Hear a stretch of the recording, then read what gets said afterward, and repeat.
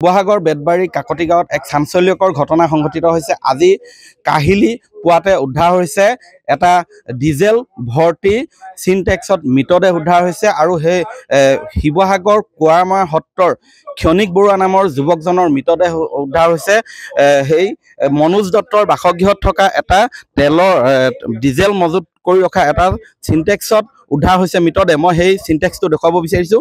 এইটো যিটো সিনটেক্স আছিলে, এই সিনটেক্সটোত আছিলে অবৈধভাৱে মজুত ৰখা তেল ডিজেল প্ৰায় 1000 লিটাৰ ডিজেল মজুত আছিলে।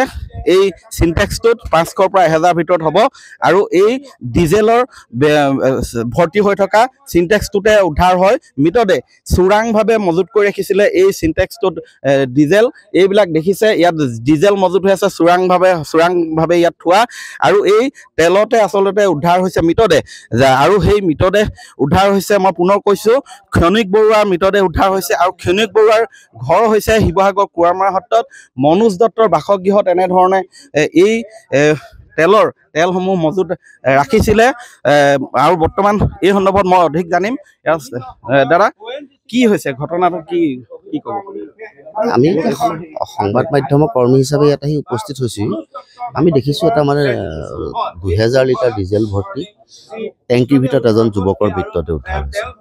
শিৱসাগৰ আৰক্ষী আহিছে, তদন্ত কৰিব লাগে। অবৈধ ডিজেল মজুতকৰণৰ কাকো অনুমতি দিয়া হোৱা নাই।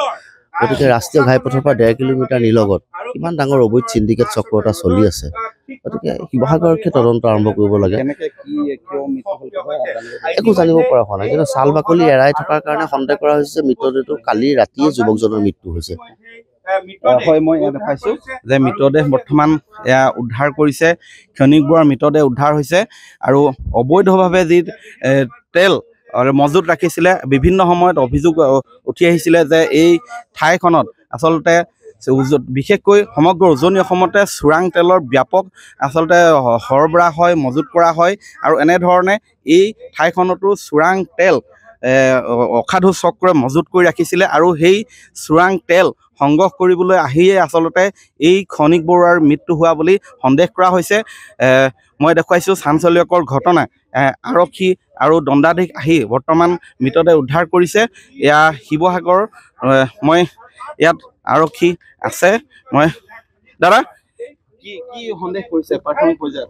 ক'ৰ পৰা হোৱা নাই, চাই লওঁ কি হয়।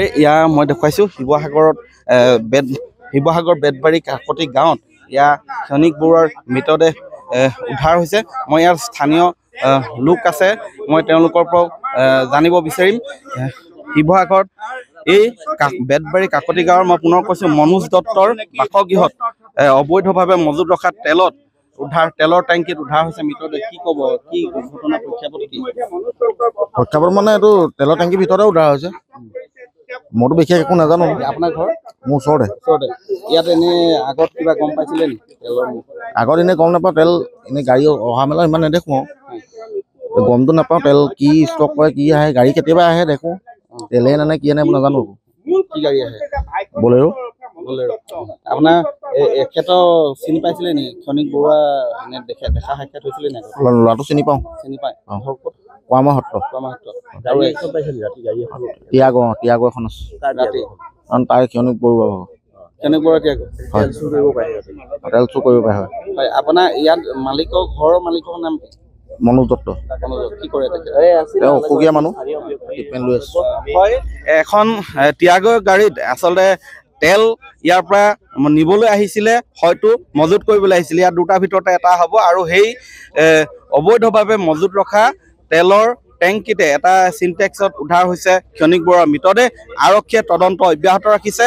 অনাগত সময়ত লক্ষণীয় হ'ব এই যি তেল চুৰি চক্ৰ, তেলৰ চোৰাং সৰবৰাহৰ চক্ৰ, সেই চক্ৰটোক আৰক্ষীয়ে আচলতে গ্ৰেপ্তাৰ কৰিবলৈ সক্ষম হ'বনে নহয়, এই বিষয়ে আমি পৰৱৰ্তী সময়ত সেই প্ৰেক্ষাপটটো লক্ষ্য কৰিম। আপুনি বিচৰা বাতৰি পাব কেৱল নিউজ 18 এপত। নিউজ 18 এপ ডাউনলোড কৰিবলৈ স্কেন কৰক এই QR কোড। গুগল প্লে ষ্টৰতো পাব এই নিউজ 18 এপ।